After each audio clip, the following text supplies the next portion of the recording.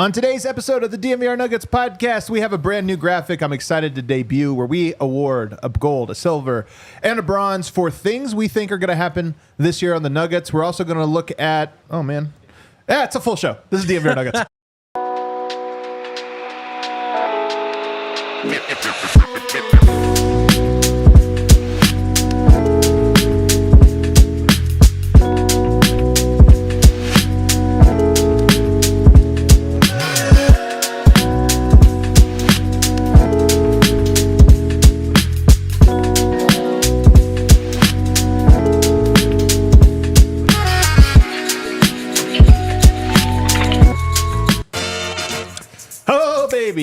Back in the saddle.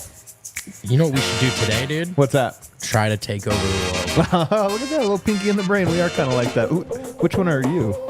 Definitely not the brain. Okay, all right. What is up, everybody? Welcome to the DNVR show. A little two-man game for you on this hump day, live from the Toyota Lounge, driven by your Front Range Toyota stores. You guys know the drill. Toyota, the official vehicle of DNVR. We have a nice little, I would say, Forerunner Tacoma two-man game going on. Me and Brennan Vogt in the house. Can you break down what that means for a second? Two great cars. Oh, I see. Well done. Very Colorado cars too. Like the Tacoma and the Forerunner. Man, I'm really excited for this show. I thought you put a banger together yesterday, but it looks like you put another one together today. So, man, I had some help. Super producer Kale, super producer Yaya. We had some creative energy going, man, in the preparation for this one. So I like it. We have a cool graphic to debut. But we're going to start with some headlines as we always do. Just kind of go over some news and notes. And our first headlines on a Wednesday. Headline. Yeah, they're really not headlines. This is like 8th page of the newspaper headlines. Aaron Gordon has a new shoe. Oh, let's go. Let's go. That's He's got a new shoe with 361, of which he is now anchored because obviously he brings in the big fella, Nikola Jokic. But he has his own shoe line. So D-Line's not here. I doubt he's watching, but if he is, he's going to be in hell as we analyze the aesthetics of a brand new design. Yeah. Well, first of all, dude, should we both say it at the same time? One word for this. Clean. So clean, man. Shout out, Eric. Yeah, those are clean. Those are clean. He does not like that word choice. I always feel so woefully underprepared to talk about shoes. Do you have the other images? I retweeted one, KLV. Oh, you do have them. There you go. I've never been a cool shoe person. I didn't. But these are cool, man. These are cool. I think they look cool. I also just think it's cool that the Denver Nuggets were a 361 family before KCP departed. We should get CB in there as well. And if AG just slowly is getting, that's like a way of getting a little bonus. Yeah, exactly. Is there the last one, the side profile of these? Because I think, there it is. This is the one that I think most kind of shows you what they are. I like them. This one to me looks like a throwback to some of the shoes of the 90s, which I feel like is kind of a cool thing because it's just different. I feel like a lot of the shoes today look very, very similar. You know, like I'll see a bunch of shoes and I'm like, okay, that looks like last year's edition. This one's cool, man. I think it's a cool shoe. AG's a cool guy. There's a lot of shoes I just don't love these days. I saw that one and I was like, you know what? I'm in on this. I'm excited to not buy one because they're not available. Yeah, exactly. Shout out 361. Well, I was just going to ask you, are signature shoes, is it more important for a player's signature shoe that folks can play in them or just that they look cool? So that's a really interesting one because one of the things I learned is that a lot of the shoes are designed, somewhat with the player in mind. So, if you have a Kobe or something, obviously one of the low ankle, they're super, super lightweight because he felt like it was a ninja, the way he played. Whereas you get bigger players, maybe a LeBron, you're going to have a sturdier shoe.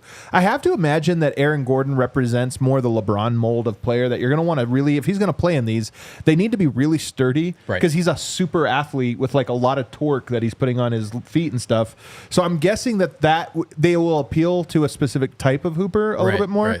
But more than anything, man, they're cool. AG is cool. It's a good union. It was funny, though, us talking about how we can't order them.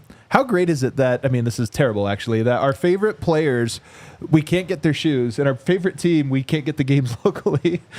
It's like we have the best of everything right now, but it's the hardest to access. Tantalizing. It's on the other side. It looks like, but there's a window. There's a clear window that we didn't notice, and we can't reach quite all the way through. It's almost the golden era, kind of. I remember, Vogt, not too long ago, I'll say 3 years ago, when summer would hit and we would literally not see Jokic for an entire summer. I know. Nothing would surface. We're past that. He's too famous now. It's his burden to bear for our entertainment. Now we see him all the time, and we saw him today receiving a gift from an onlooker. What would you guess the gift is? Here's Jokic. Is it a horse? And someone's just like, here, have a wrapped bottle of Rakija. Hell yeah.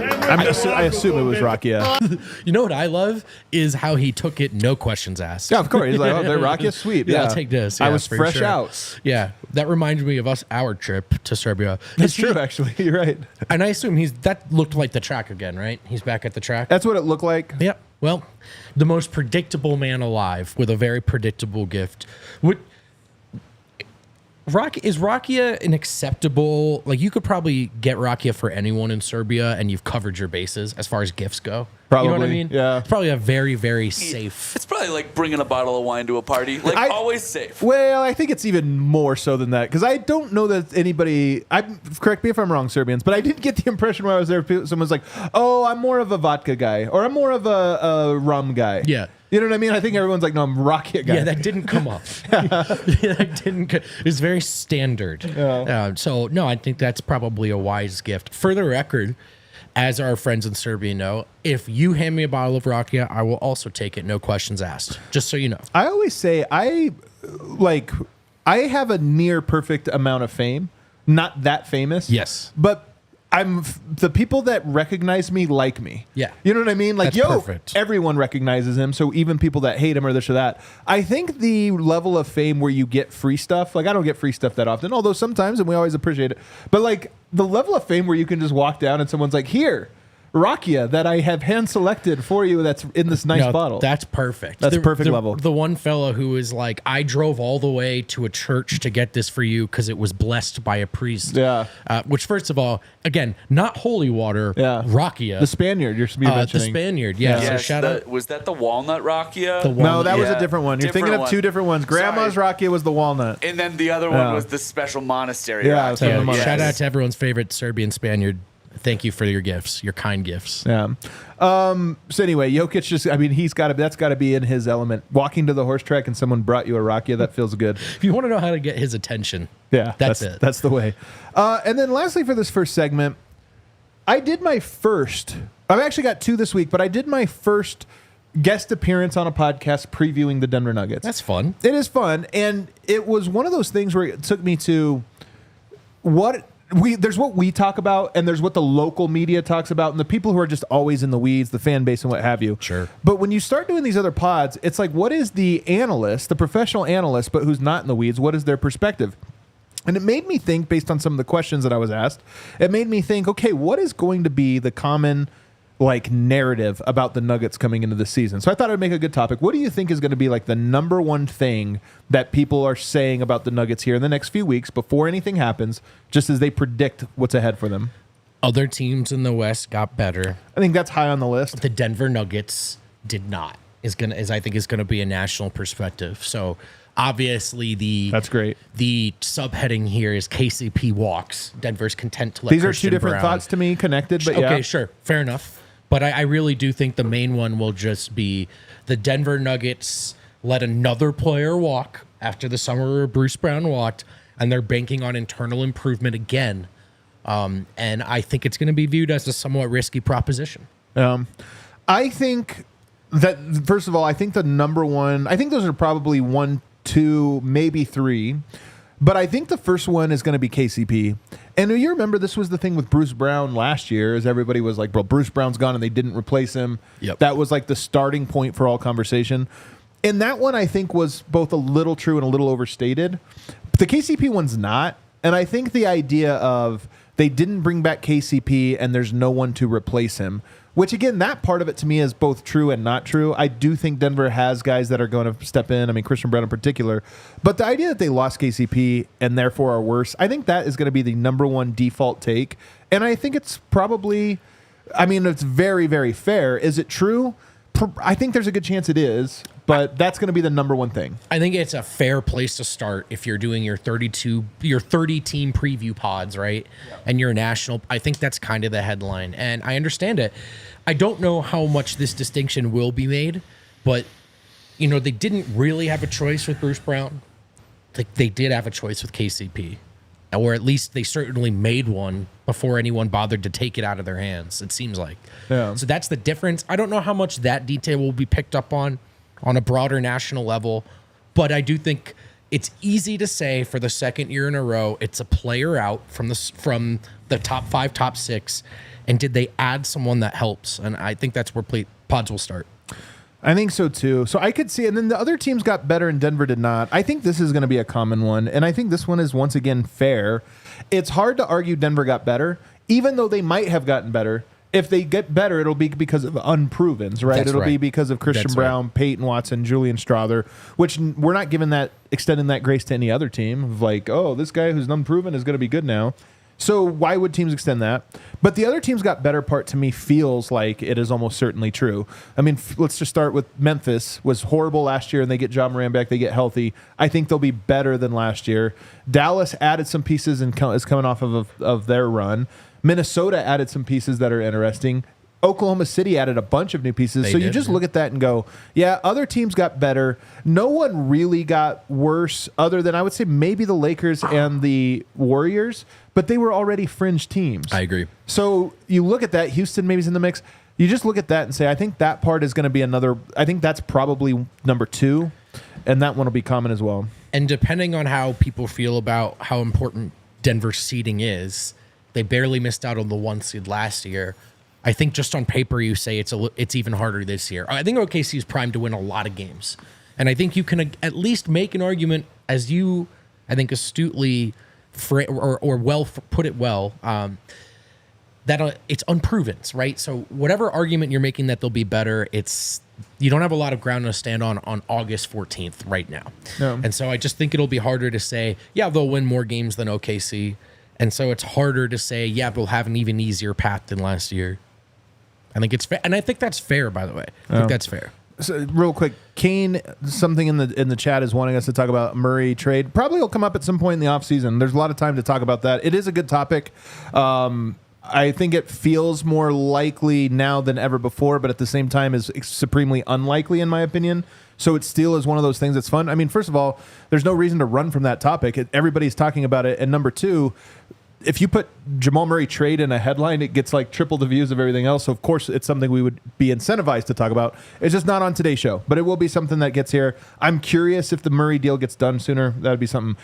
Speaking of Murray, though, I think he's number 3 topic.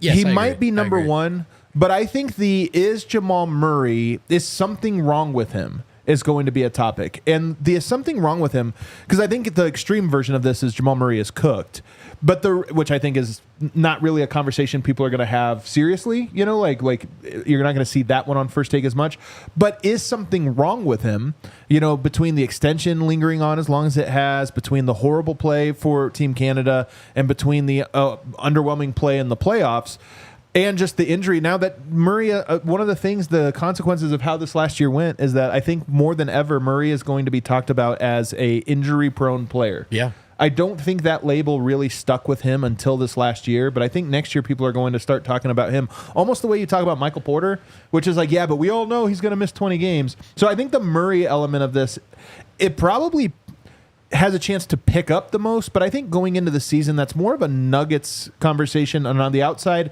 it's just a little more diluted into what's wrong with him. Yes, is Jamal Murray okay? But I do think maybe a narrative that's going to emerge on both levels, depending on how many games he plays and how fresh he looks, is just injury prone. Let's extend it. Like, will he be the same again? Because he had this glorious peak, a truly glorious peak. He is also a guy that, just in terms of his regular season track record, has not earned himself a ton of benefit of the doubt in terms of like margin for error. He wasn't blowing by a lot of guys to begin with. It's like, this is a guy who's picked up a lot of lower body injuries. Has he lost a step? And is Jamal Murray a guy that could lose a step, that could afford to lose a step? And even confidence. We've never talked about Murray as the confidence thing. Like, he's been the most supreme confident guy. Yeah. But I do wonder if that becomes a top of a storyline of like, he didn't look confident. And the flip side is, if Jamal Murray comes out and has his best half of a season, you can safely tune back into the Bill Simmons pod for some fun Nuggets talk, I think. You're right. Bill Simmons is already on this one. The last one I have here is Westbrook is a terrible fit. I think that's going to be another just like whenever I talk to people about Westbrook, I'm more surprised. There are people that are positive on it, like even high-profile people that are somewhat positive on it. But I'm surprised at how the overwhelming majority of people think that it's going to be a disaster. I agree, with yeah. Russell Westbrook, and that's something I expect to be common in the next couple weeks as people preview the Nuggets. I get the sense that we think we're doing a little bit of, well, maybe it could work for us, and to some extent we are. I think that's kind of fair in that the Russ stuff hasn't worked out in the last few years. I do think there's some different circumstances. Again, it's a much cheaper contract. It is a smaller role. Trying to fit a former aging star alongside Jokic is very different than alongside, like Harden at the same time as other stars or whatever. But I do think one thing I would say is I think on a local level, I don't think many of us think this is a home run. Right. So much as do we think it's a cheap flyer that's maybe worth it with the upside. Right. But listen, this is another one that's fair. If another team had signed Russell Westbrook, I would probably be skeptical. Right. So this is one where he this is also going to have to look good before people applaud it. I understand that. I think Denver was unfortunately more desperate when they made the signing than we'd like them to be. Like, the reality is they did need to take a flyer. But I understand that from the outside, this looks like a team reaching, because frankly, Denver was reaching for any help they could get off the bench. Narratives are important too sometimes for momentum, because all right, there's narrative right now about Jamal Murray. And is he up for the challenge? Is he going to be healthy? This or that. If he has a bad first 2 or 3 games, that narrative now is see, there it is. That's the thing, and it paints it, and it lingers and whatever. The same goes for Westbrook. If Westbrook comes in and it takes 10 games for him to get used to the role, and Denver's trying to figure him out, it's there it is. I can't believe they added him. And even if that changes, the early narratives sometimes linger on and impact the way things unfold. So narratives sometimes do matter in that way. Teams need to overcome it, but it is a thing that can just build momentum. I mean, look, if he is bad against the Lakers on a national game or something, that's just how people are going to talk about it, Yeah. All right, let's take our break. On the other side, though, I'm excited to get into a new game we have, Podium Game, on the other side. Very excited. That is very exciting. If I were going to award medals to the best tasting light beers, I would break the rules and I would give all 3 medals to Miller Lite. Wow! Gold, silver, and bronze. Because they're the original. Yeah. And as my dad once told me, if it ain't broke, don't fix it. He actually has never once said that to me, but it is an expression I've learned. That was so quaint. It is an expression I've heard before, and that's the truth here, because Miller Lite was the first light beer. They got this recipe right. More of the stuff, more of the taste you want, less of the stuff you don't. So why change it? Many have tried, many have failed to emulate, to imitate, but they can't. Miller Lite is the right choice when you're looking for a light beer. The original light beer since 1975. That's right, folks, times change, but you can always enjoy the great taste of Miller Lite. Tastes like Miller Lite. To get Miller Lite delivered right to your door, visit MillerLite.com/DNVR, or you can find it at beer stores. My favorite part of this read, as if I'm explaining Miller Lite to you guys. You know it, you've seen it. Anywhere that sells beer, you know that you can get Miller Lite. That's because it's so good. Celebrate responsibly. Miller Brewing Company, Milwaukee, Wisconsin. 96 calories per 12 ounces. What a light treat. What a light little treat. It's never ordinary at Bet365. They don't do ordinary. They believe every sport should be epic, like they are at the Olympics. You know what I mean? So if you enjoyed the Olympics at home, you might have enjoyed playing along with Bet365. There's always something to play, something to bet at Bet365. And of course, the NBA season is not that far away. So maybe you're looking at futures. Maybe you're thinking about over-unders on the win totals. It's all in the palm of your hand with Bet365. And right now, new customers can choose between 2 offers when they open an account at Bet365. Use code DNVR365 to sign up. Deposit $10. Choose between either a bet and get offer. Place a bet of $5 more and get $150 in bonus bets, or a first bet safety net offer. Place a bet up to $1,000, and if your qualifying bet loses, you receive a matched refund in bonus bets. How neat is that? You have to be 21 or older and physically located in Colorado. Please gamble responsibly. If you or somebody you know has a gambling problem and wants help, call or text 1-800-GAMBLER. We back? We're back. Alrighty, guys, it is time to debut a new game on this very show, the Podium Game. Kale, bring it up. Oh, let's do it. What does it Podium look like? Game. Yeah. Look at you. Man, vote. going a little crazy, acting like Yoke over here. I apologize for the hands. Yeah. That's a bit much. Kale made himself the gold medal too, which we'll just let slide. Oh, did he? I didn't see that. It's Kale, that was me when Tatum didn't win Finals MVP. That's so true. That was when the Celtics Yeah. won, and you were like, "But I went out that night. By myself. what we're gonna do is I'm gonna have some Denver Nuggets superlatives, and we're gonna award a first, second, and third place for each of the categories. And my first one, we do this every year. We talk about superlatives. Who will have the highest single game point total? Individual point total. We have to award a gold, a silver, and a bronze to this one. For reference, who would you guess had the single game high last year? Jokic. He had 42 points. That was the single game high. Who had the second high? Jamal Murray. He did at 37 points. Who had the third high? Oh, was it actually Aaron Gordon? Reggie Jackson. Oh, my God. Reggie Jackson gets the bronze medal for the government game where he had 35 points, was the third most, almost more than Murray, by the way. It would have been really weird if he would have stole the silver medal last year. But this year, single game point total, who's going to have it? It only takes one game. Yeah, it's going to be Jokic. This is the great Miroslav Golden Rule. Yeah. Maybe once Jokic hits his threes this year, one time, and he's going to score 40 plus. I saw a great TikTok. Not 50. It could be 50, sure. But I just think 40 plus is really the bar, man. Like, I don't know. But I think Murray can have a 40 piece. he could. I actually know what. Murray will have a 40 piece. All right, I love it. I love it. I did see a TikTok. Someone was talking about the best players at every skill, and they put Jokic at scoring, and I loved it, man, because even though he's not going to win scoring titles, the efficiency is insane, and we all know that every now and then he gets a game where he just decides ahead of time he's going to score 40 plus, and he does it, and it's going to be Jokic again. I think this one's closer than you are making it sound. Yes, last year the answer was Jokic, and I think even the year before, Murray coming back from injury. But prior to that, Murray, less consistent, but he hit the 50s. You know, he hit the 48s. He hit those big scoring games, even going back to that Celtics game where he takes the crazy shot. True. He, I think, at least half the time has led in this single category. But I agree with you. You stick to the Miroslav principle, which is like, it's likely going to be Jokic. So I think it's him.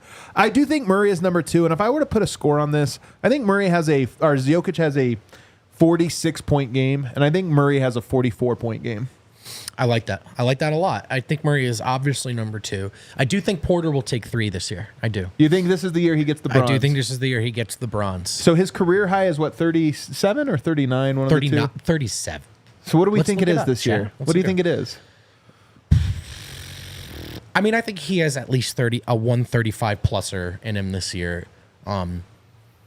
You know, Russ might go off for like a 27, 11, 10 game one time or something like that. You know, I think Russ is an interesting he's a sneaky option here. Aaron Gordon, a guy, every now and then they're playing Orlando or something, and they're like, Aaron, do you want to score 30? But I think this is the year that Porter goes. Let's call it 37, and ties his hands. let's say it's good enough for bronze. I think Porter is the most likely, but I put the odds here more at like 40%.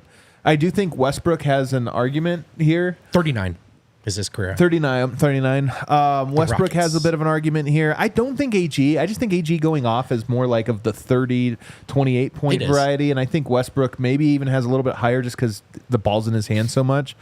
Peyton Watson might be the next guy. Like, I'm trying to picture Peyton Watson or Christian Brown. I don't think it's either one. No, I Julian can't see that. Strother, I could see. Is there anybody else that's even like... Nope. Strother could have like a 32, like just a random, probably against Houston again. It's just threes, right? Guys that get hot from three, Guys you that have get 4 hot from threes three. in a quarter, and it's like, all right, you're halfway there. Because that's your best shot in an offense that's otherwise built with I think maybe probably more than ever this upcoming year, a pecking order too. Yeah.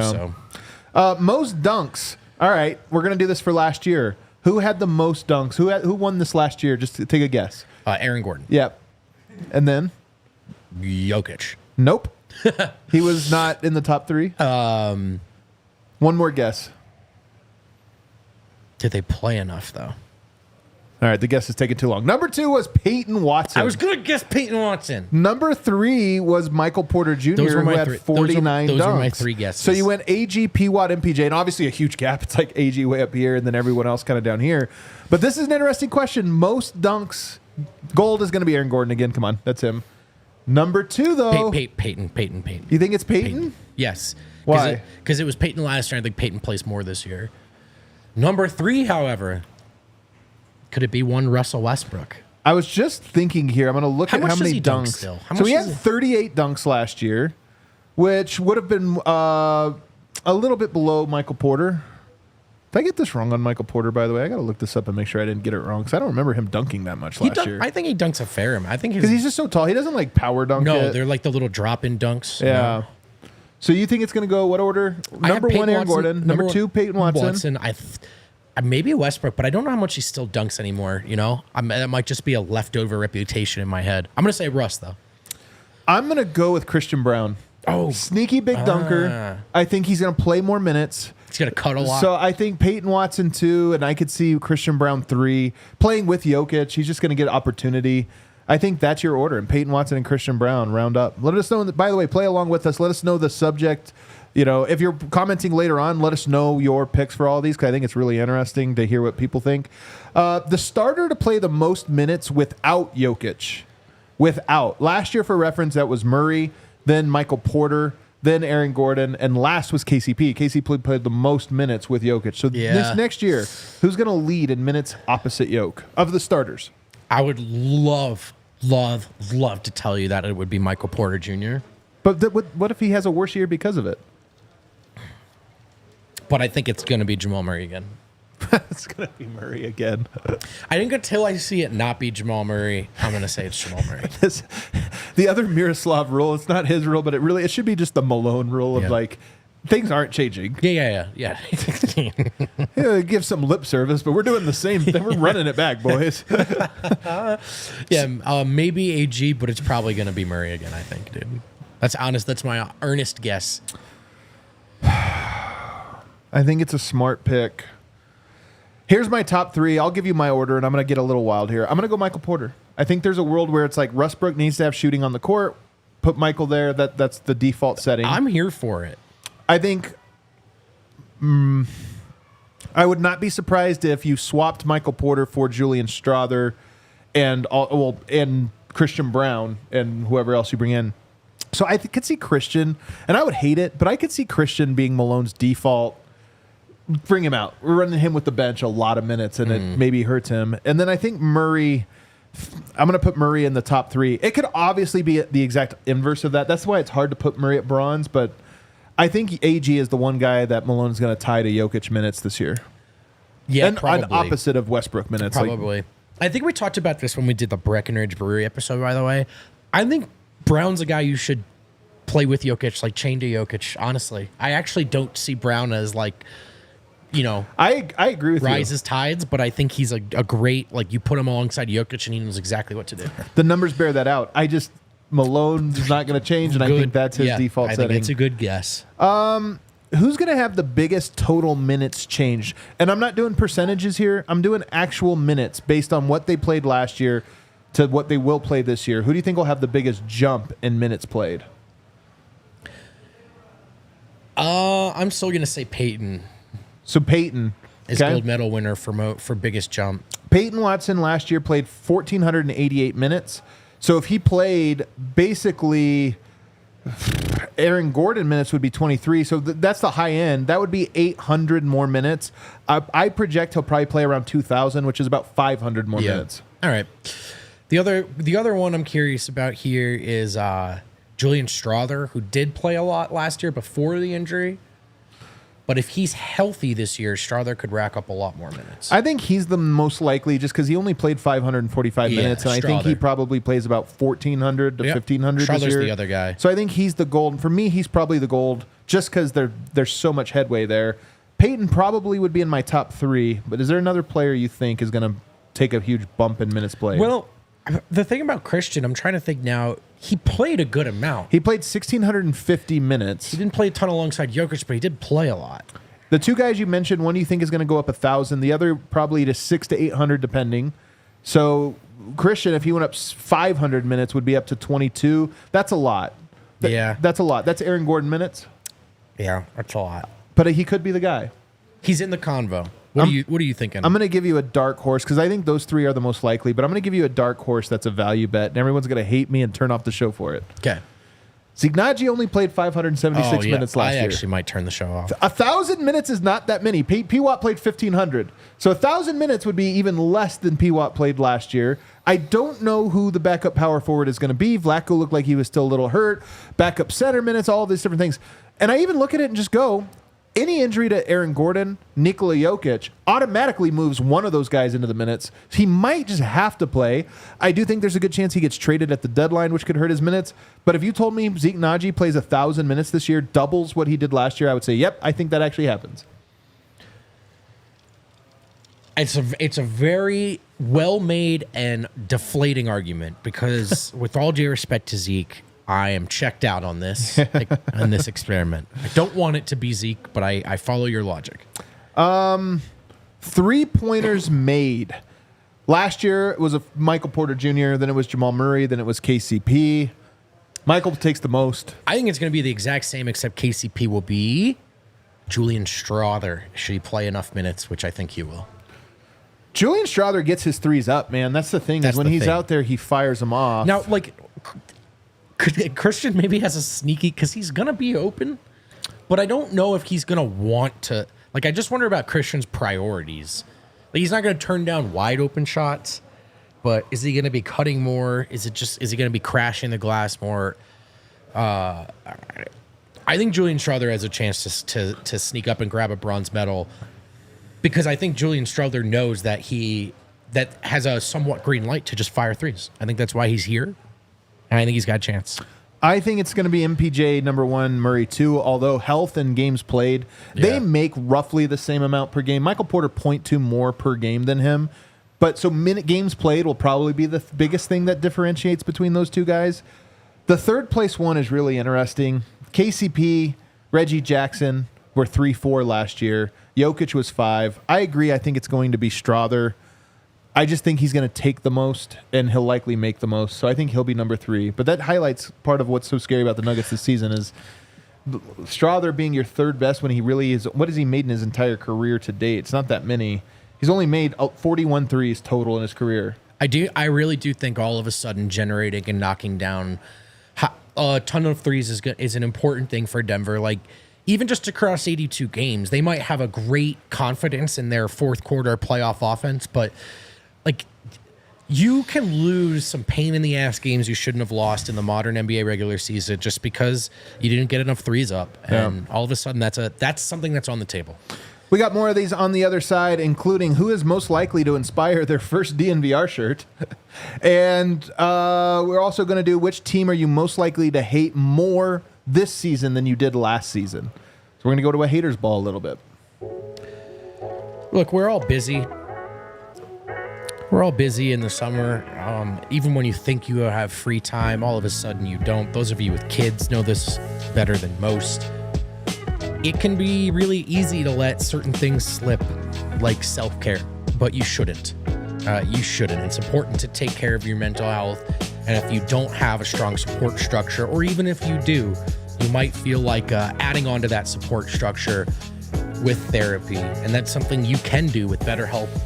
I benefited from therapy in the past. It's not just for me, it's for the relationships in my life. I want to be the best version of myself. I want to make sure I've been thoughtful and reflective in how I'm navigating those relationships so that I can be not just my own soulmate, but the best soulmate for my partner in life and the best friend and family member that I can be.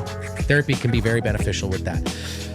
You can do this with BetterHelp. Become your own soulmate, whether you're looking for one or not. Visit BetterHelp.com/DNVR today to get 10% off your first month. That's BetterHelp, HELP.com/DNVR. Don't let self-care slip, no matter how busy you are. Make the time. Find the time for yourself. We all want to be our best selves. And that can include going outside and getting some sunshine. Make some time for a little recreational activity in our great state of Colorado. You can do that with Volo Sports It is the modern day sport and social club where you can play kickball, beer in hand kickball, go bowling, play volleyball, softball. They've got all kinds of competitions, scaling and competitiveness. Join with your friends. Join as a free agent if you're looking to make friends. It's a great way to see the city, great way to get active, great way to expand your social life. Get the Volo Pass now for only $20 a month, and you'll have access to the Modern Day Sport and Social Club. It also travels. Any city that has Volo has something for, is accessible to you when you have that Volo Pass. So sign up now on the Volo app using code DNVR3 to get a Volo Pass for only $10 a month for the first 3 months. We're back. Volo. All right, let's continue some more of these, handing out gold, silver, and bronze. Most likely to get traded this year. That's most likely. one. Now here, I'm going to make a little rule. You cannot include Pickett or Hunter Tyson or any of the two-ways. We're going to just not include them because I think you could easily just go like Hunter, Pickett, whatever. Right. So we're going to not do them. Most likely. Doesn't mean they will get traded, but they are the most likely. All right, well, let's start with Zeke, right? Zeke, come on down, get your gold medal. It's your time to shine. It's just, I think... Feels very likely. It's next up on the housekeeping to-do list. And again, It's a tough way to talk about a human being. Zeke was paid handsomely. He'll probably, if he gets another chance, best of luck to him. But I think in Denver, it's more or less expired. I might plant my flag on the Zeke Nudge. I might buy some stock there. It's sometimes nice to buy a penny stock. You're alone on that island, my guy. But happy for you. Because I'm not really on the island. I just see an island with real estate for free, and I'm like, you know what? I'll buy a couple. I'll buy some stock here. I do wonder though about second here. Like if Denver felt inspired or, God forbid, desperate at the trade deadline, like who are their sweeteners? Who are their teams actually might let the package looks better because they're here? Yeah. I think of two names, Peyton and Strother. I agree. I think you just look at where Denver's at. What they need to win now. The window is now. You have no idea if it's going to be open down. The best scenario is that Project Dynasty is right here and it's ready to arrive, and those guys are good because that gives you the long runway.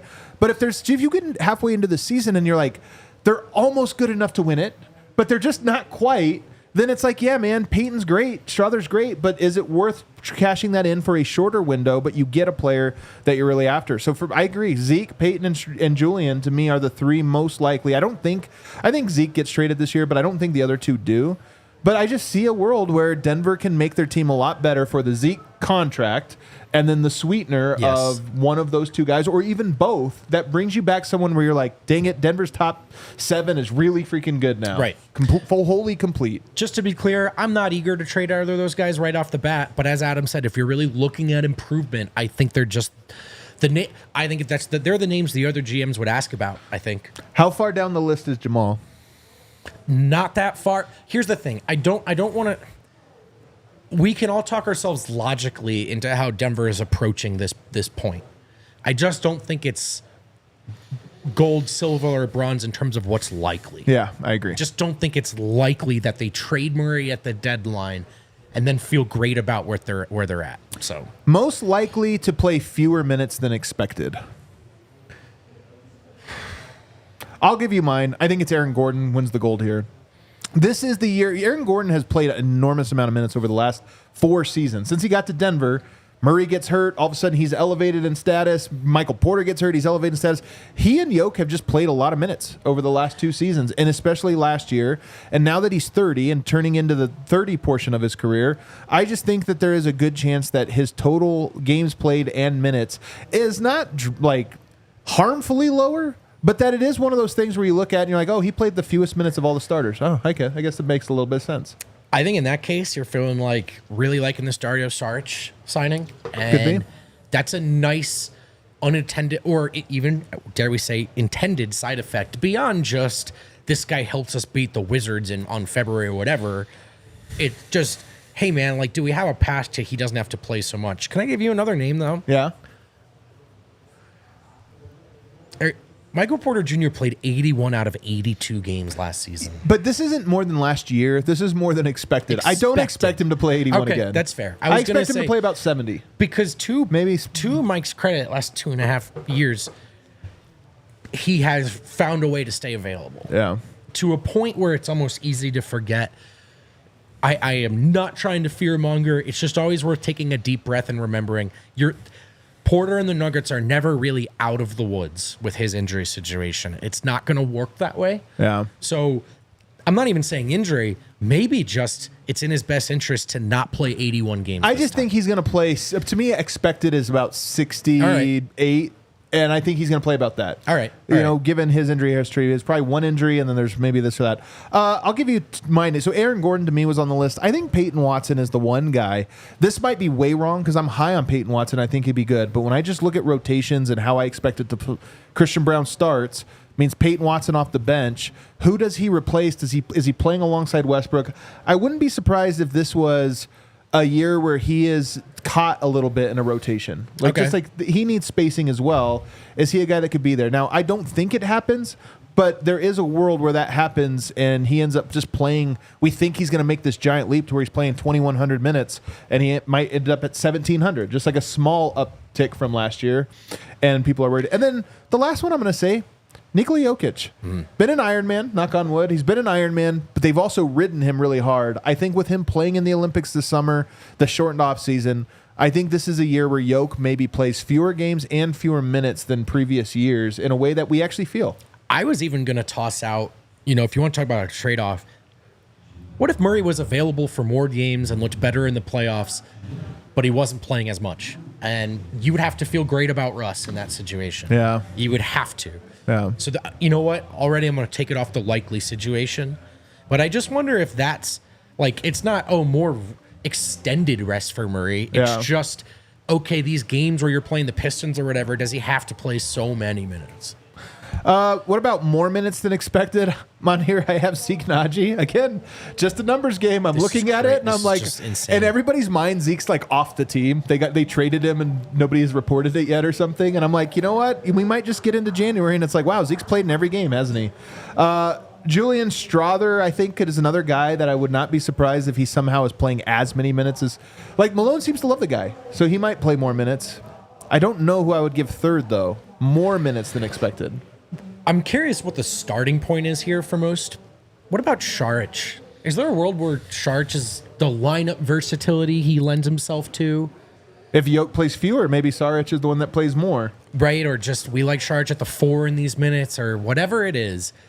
Is he maybe Malone's secret weapon for getting guys more rest here and there, extended spells? It honestly could even be Westbrook, another guy who's available a lot. Be. And there could be something, too. One of the things people say is, how bad could it be? He's on a minimum. I'm like, yeah, it doesn't mean he's not going to play the 5th most minutes of anybody on the team. So I could see that. This is the last one, and it's maybe the most fun. Which team are you more likely to hate more? Not hate in general, but hate more this year than you did last year? Great question. I think there are 2 front runners. Okay. I am going to go with Oklahoma City. Come on down. Congratulations. So lovable and young last year. A well-earned evolution and graduation from the lovable and young. Upstart. Good for them. Look at the vibes. Yep. Roster envy. Oh, they do all their TikTok dances. Look at OKC. Yeah. Guess what? Now you got to win. And if you don't, we're going to talk a lot of shit for no reason. We're hostile now. You've graduated into the contenders inner circle, which now means I am prepared to hate you deeply. They're fully on the Memphis Grizzlies trajectory where everyone loved them. And then they came out in the year where they actually were the 1 seed, which I expect Oklahoma City to be. Me too. And halfway through the year, you're like, man, there they are. They're awesome. And all of a sudden, they started talking about how awesome they were. And then, oh, yeah, we're good in the West and all this stuff. I think this is their we're good in the West year. I think this is the year where come the All-Star break, there's a sit-down with Shai Gilgeous-Alexander. They're 8 games up of the 1 seed in the West. And he's like, oh, yeah, we're not worried about anybody in the West. And we're like, screw these young kids. And we turn on him. Number 1 gold medal winner, in my opinion. I think that we're agreed. Easily. But the silver. What do you think here? I don't want to ruin it for you. I don't want to influence. I think it's going to be Dallas. I'm already there. I'm telling you, this is the thing with Dallas, and hopefully no one in Dallas finds this clip. Because Dallas fans are extremely online, more so than most. I learned this, doing the All NBA show. You kind of see the which fan bases are most. Houston's really online, Dallas is really online.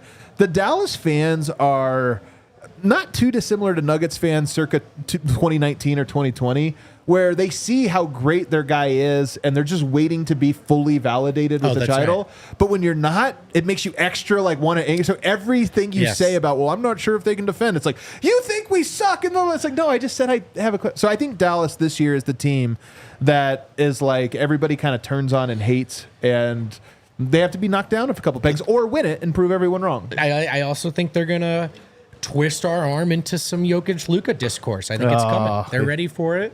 Oh, the MVP! You're so right. Who's best in the world, dude? Luka is going to replace Embiid this year in terms of the guys that are battling for. There's no doubt in my mind. Dude. Jokic sucks, and look at what Luka's do. He averages more assists. Well, anyone could have beaten that path to the whatever. All right, what's the bronze? Because we agree, gold and silver, we agree, but the bronze is interesting. I have a team, but I'm curious what you think. Well, I would say the Wolves, except I kind of think I got there last year already. Yeah, we hate the Wolves.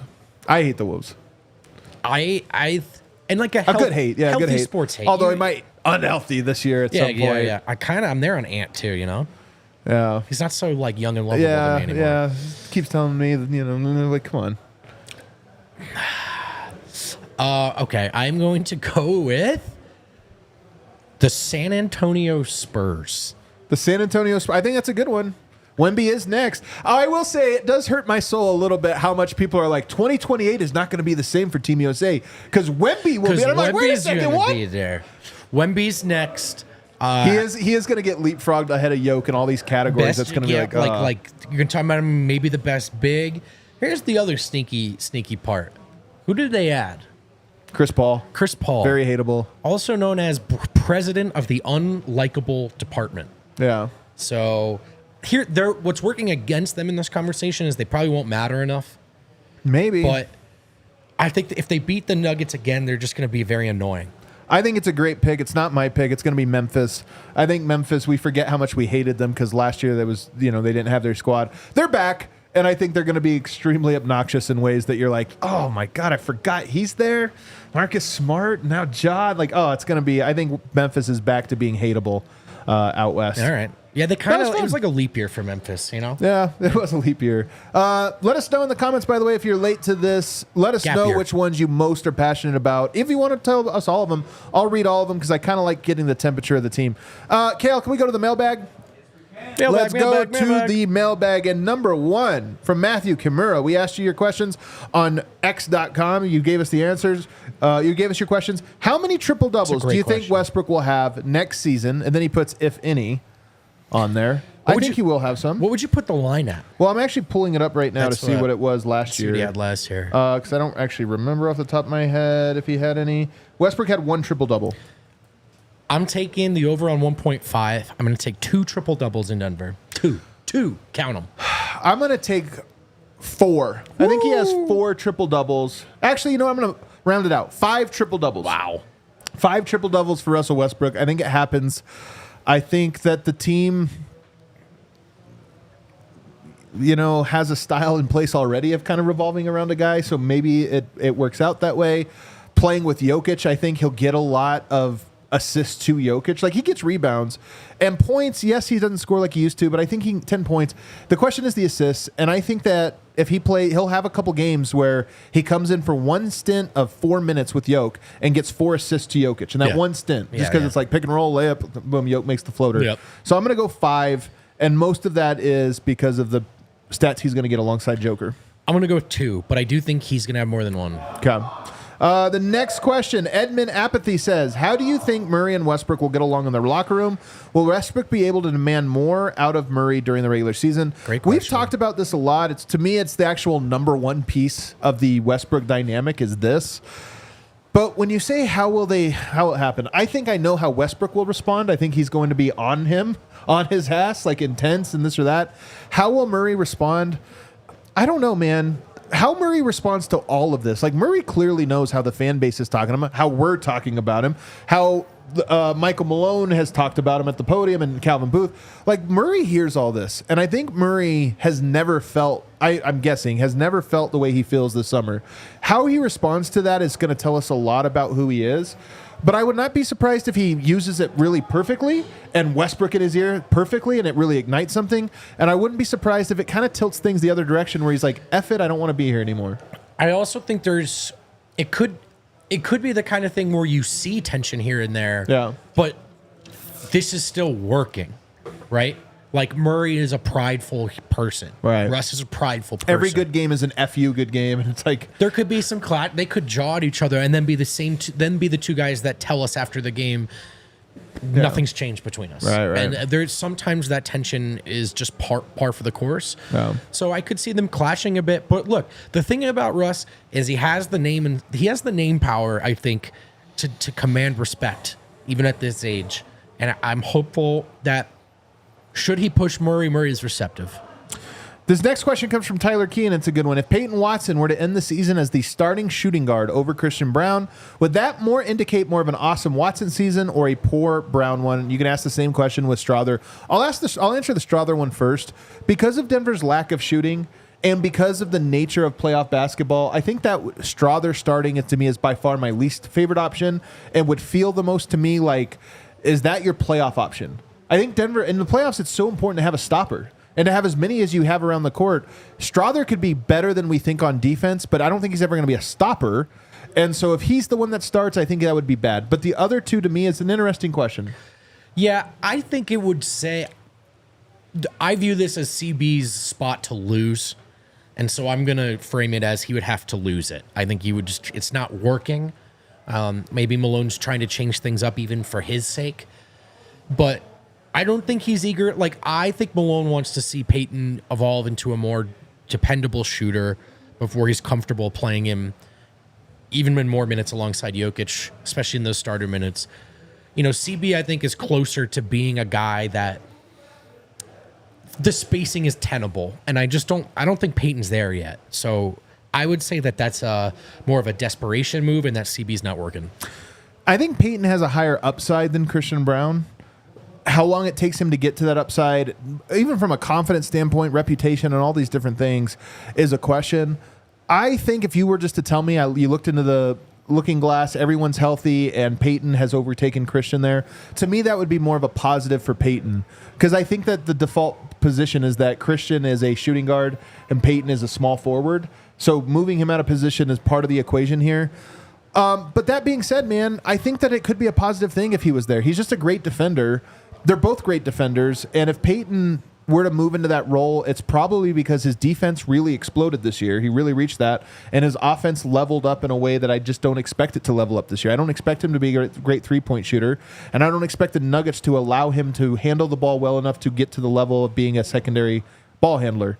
So I would say I don't think it's likely, but if it happens to me, I feel more like Peyton Watson made an unforeseen leap than Christian Brown fell. Well, I'll take it. T. Sweezy says, how many games off would our starters need to be rested for the playoffs without compromising seeding too much? Here's the thing. The Celtics got to rest down the stretch this year. The Nuggets last year. Both teams raced to the playoff, to an NBA championship. I actually think this is important. I have a hard time imagining Denver being in position just because the West is going to be so good. They have a new team. Is Denver going to build a cushion in the first 2 months of the season? Probably not. That being said, I don't think it's that long. What you need is to not injure yourself throughout the course of the season, and hopefully you get a small break, no play-in, and also over the last 10 games, maybe you found rest so you never had to play a back-to-back in there, and maybe you got rest for key guys that were ailing. You got it in there. So to me, it's not much. It's really like 5 games in the final month if you can pick spots to rest guys. I also think a sneaky part of Boston starters looking so fresh, it's not games they never had to suit up. It's games they weren't in fourth gear in the fourth quarter. Yep. Weren't playing at all in the fourth quarter. Because they were so deep. They were much better at blowing teams out. This is, to me, hangs on the non-Jokic minutes being better. But if you could have more games where it's just Jokic save us right up until the final buzzer, or fewer games rather, like, to me it's more like that, right? Like, just not killing themselves to pick up every single win rather than they're not playing tonight, if that makes sense. Nuggets jeans, and jeans, by the way, Genes. What's a scenario that could happen that would make you stop being a fan of the Nuggets? What a dark question.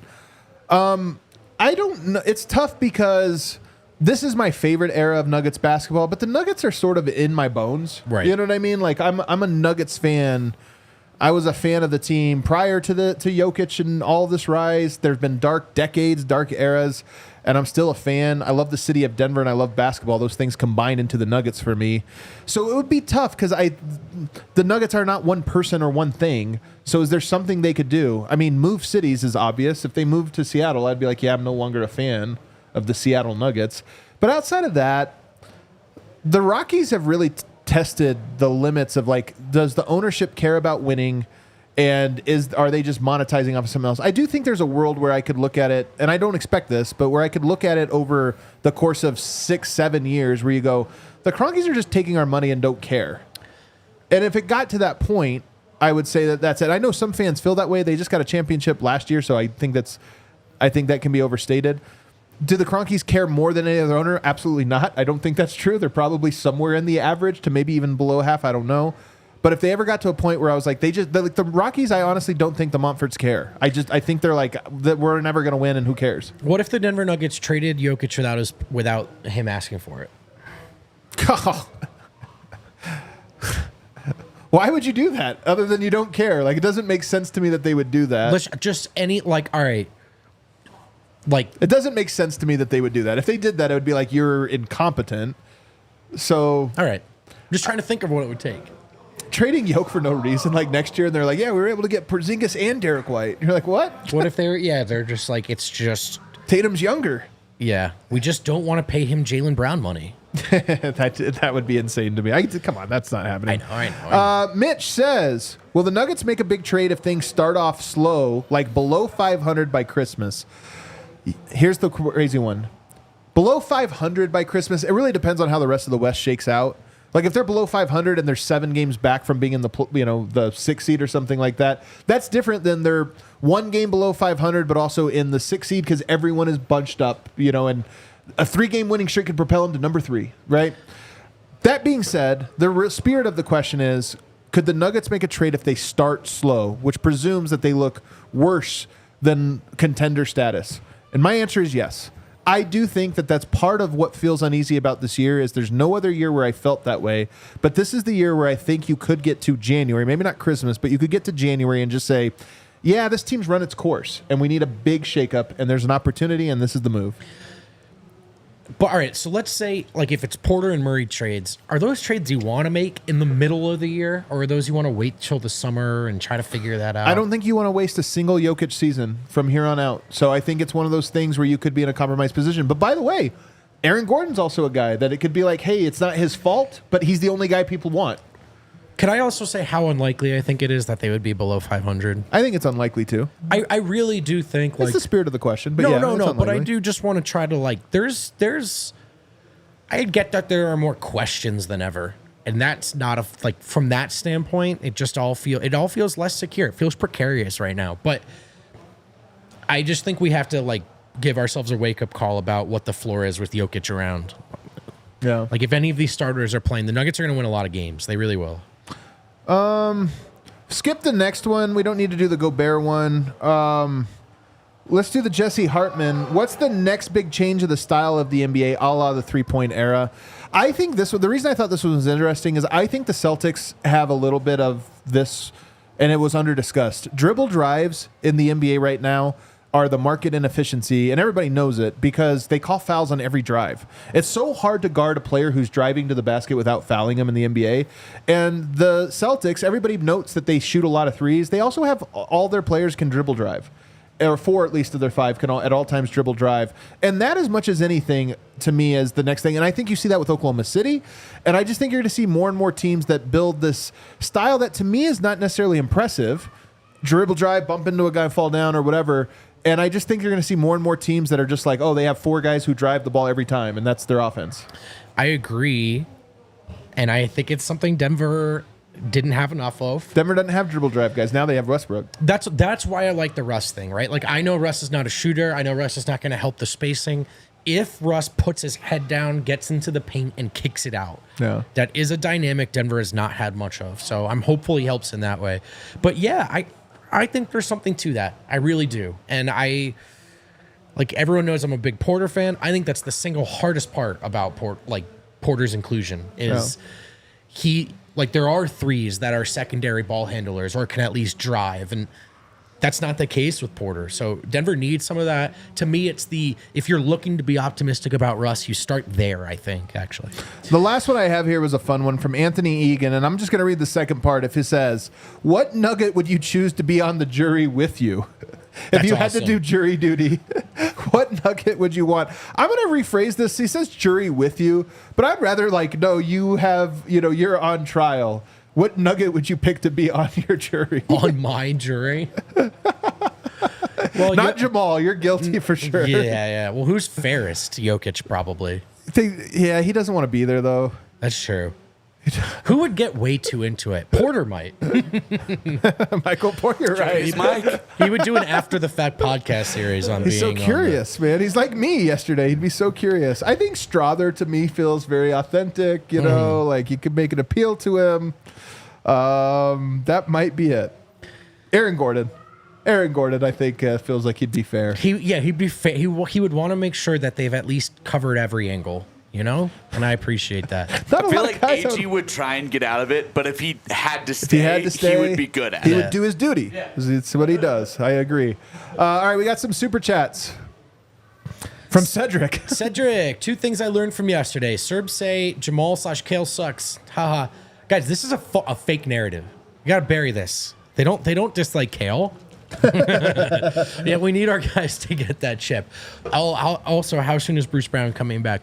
Guys, this is the new Gary Harris. We're just going to have to let that ship sail. You just cut the rope, watch it sail into the sunset. And if he comes back, it's a surprise, and it feels good. Worth remembering that the GM did say a lot of tough stuff publicly on his way out the door. Probably not helping anything. Only that he wasn't needed and that a player who'd never played before was better. Only to be careful what you wish for overpaying him. Cedric Exquisite says, Part 1, no, Kale, I won't stop super chatting, but I will be civil. And Part 2, Kale, Cedric, this is technically Part 3, but I love you. I know I say a lot. It's because I love you guys for real, though. There you go. We appreciate it. Everybody, thanks for hanging out with us today. Don't forget to subscribe on our YouTube channel. Check out all the stuff we're doing. Tomorrow, the schedule drops, so we're doing a later show tomorrow. What time, Kale? 2 o'clock? 2 o'clock. 2 o'clock schedule release party? Let's go, baby. The schedule. Schedule release party. Yeah, buddy. You don't want to miss it. Hit that like button on the way out.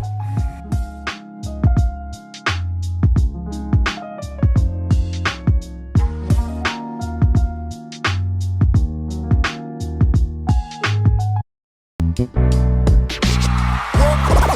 all silly like the mayor.